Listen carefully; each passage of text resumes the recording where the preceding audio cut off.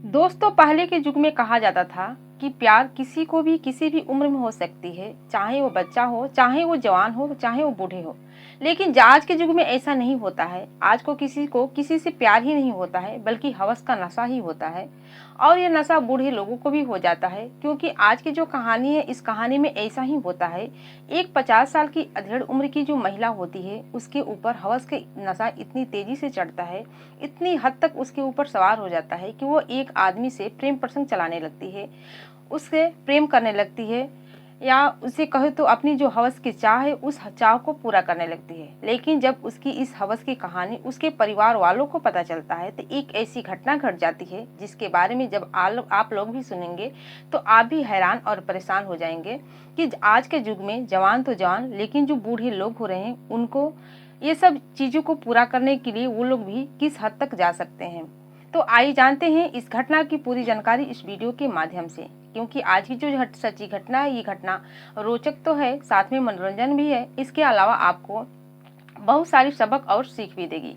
तो दोस्तों, नमस्कार, आदाब। मैं हूं ज्योति कुशवाहा और आपका ज्योति वॉइस चैनल में स्वागत है। उम्मीद करती हूं कि ज्योति वॉइस की जो फैमिली होगी अच्छी होगी और अपना ख्याल रख रही होगी। दोस्तों, वीडियो में आगे बढ़ने से पहले आप लोग से मेरी यही रिक्वेस्ट है, जो कोई भी मेरे चैनल पर नए होंगे, प्लीज मेरे चैनल को सब्सक्राइब कर लीजिएगा। अगर आप लोग को मेरी ये वीडियो पसंद आ गई तो एक लाइक जरूर करिएगा, क्योंकि आपका एक लाइक से हमको हौसला मिलता है और मोटिवेशन मिलता है कि मैं आप लोग के बीच में ऐसे ही जो क्राइम की सच्ची घटना है, इस घटना से रूबरू करा सकूं।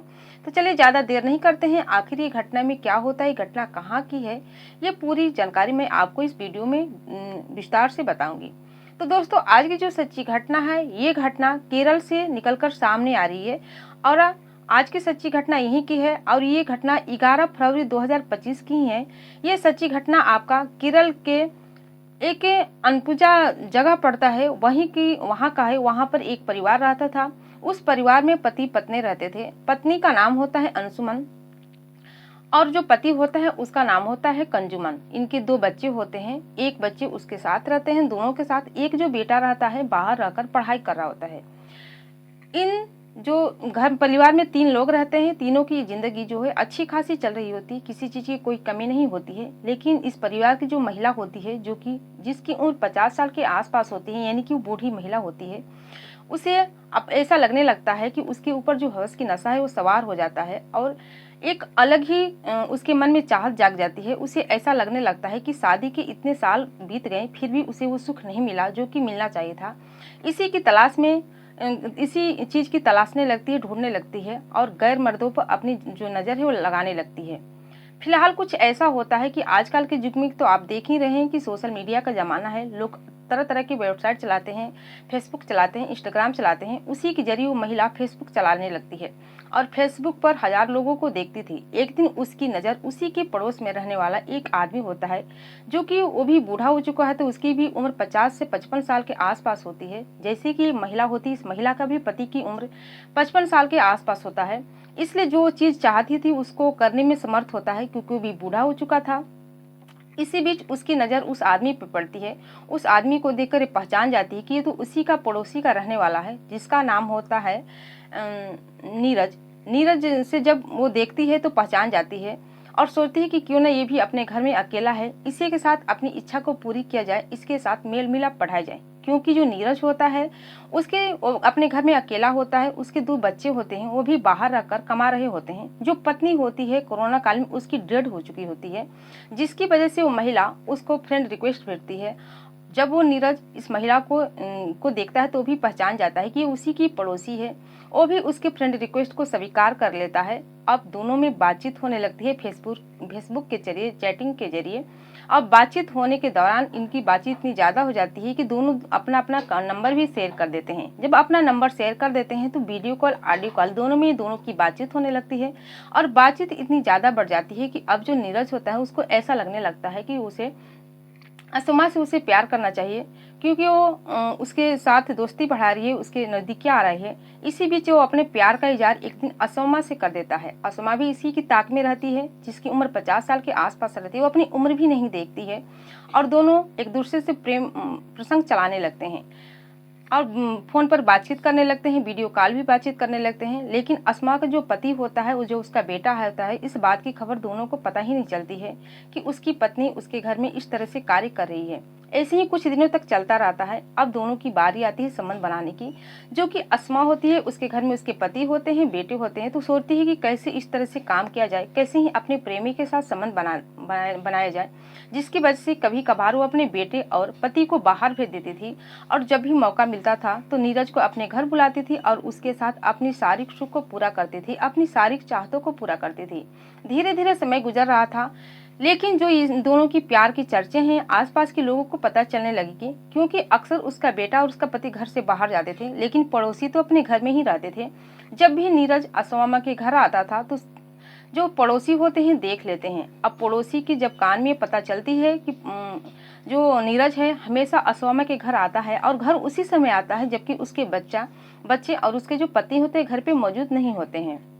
इसके बाद दोस्तों पड़ोसी से ये बात असमा के जो पति होते हैं उनके पास पहुंचती है। पति को जब यह बात पता चलती है तो अपनी पत्नी से पूछताछ करते हैं, साथ में बेटे को भी बात पता चलती है तो अपनी माँ से इसके बारे में पूछताछ करता है, लेकिन उसकी माँ कोई न कोई बहाना बना देती है। लेकिन ये दोनों जो बाप बेटे होते हैं अपनी माँ और पत्नी पर नजरें लगाने लगते हैं कि किसी दिन उसे रंगों हाथे पकड़ेंगे, क्योंकि जो पड़ोसी की बातों थी दिन पर दिन बढ़ती जा रही थी कि आज तुम लोग घर में नहीं थे तो तुम्हारे घर में नीरज आया था।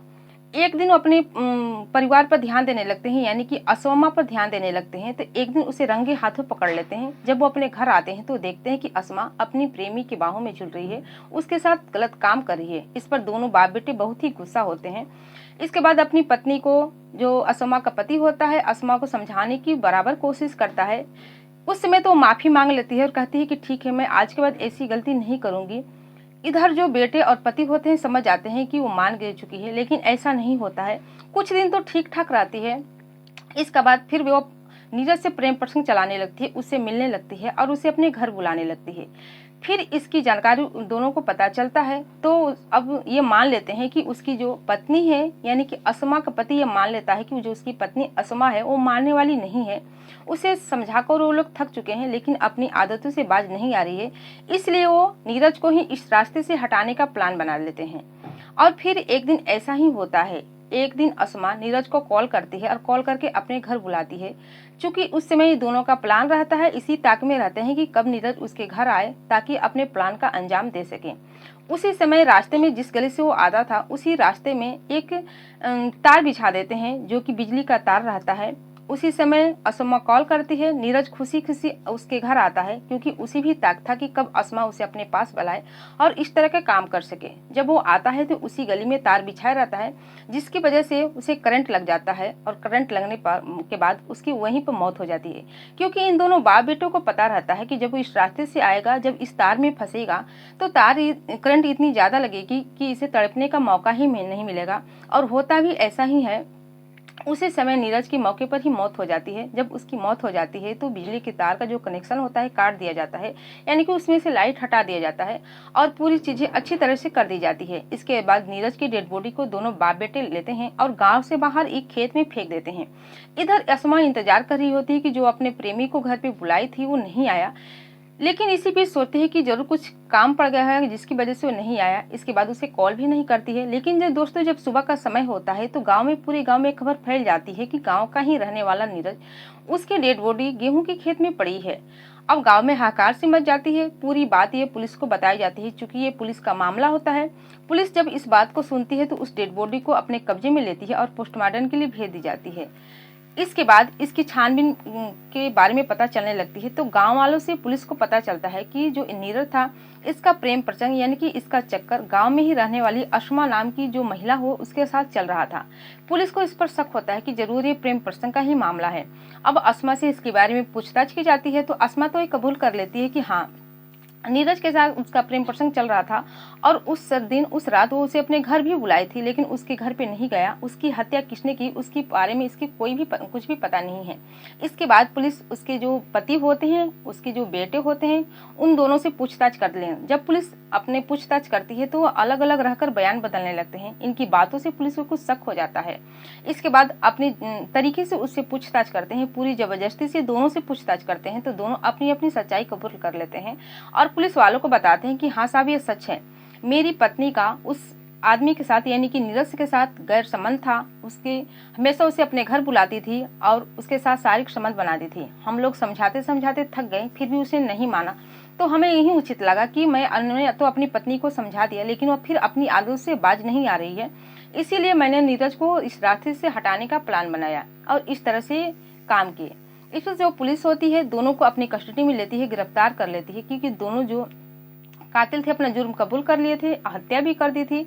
इसके बाद इन्हें जेल के सलाखों के पीछे डाल देती है। तो दोस्तों, जैसे कि आप लोगों ने इस कहानी में सुना, इस कहानी में ऐसा होता है कि एक अवैध संबंध के चलते जिसने जो अवैध संबंध जो कदम आगे बढ़ाई थी उसका तो कुछ नहीं होता है, लेकिन जो नीरज होता है उस दुनिया को छोड़कर चला जाता है और जो अस्मा के पति और बच्चे होते हैं जेल के सलाखों के पीछे चले जाते हैं। इसी तरह से उनका जो पूरी जिंदगी होता है, पूरी जिंदगी बर्बाद हो जाती है एक हवस की चलते। इसको हवस ही कहा जाएगा, क्योंकि जो कोई भी औरत के पास सब कुछ है, उसका परिवार है, उसका पति है, उसका बेटा है, और गैर मर्द के साथ संबंध बना रही है, गैर मर्द के पीछे पड़ रही है, तो हवस ही है, वैसा प्यार नहीं है। सच्चा प्यार तो वो होता है जो बिना किसी मतलब के किसी के साथ मिले, किसी से प्यार करे।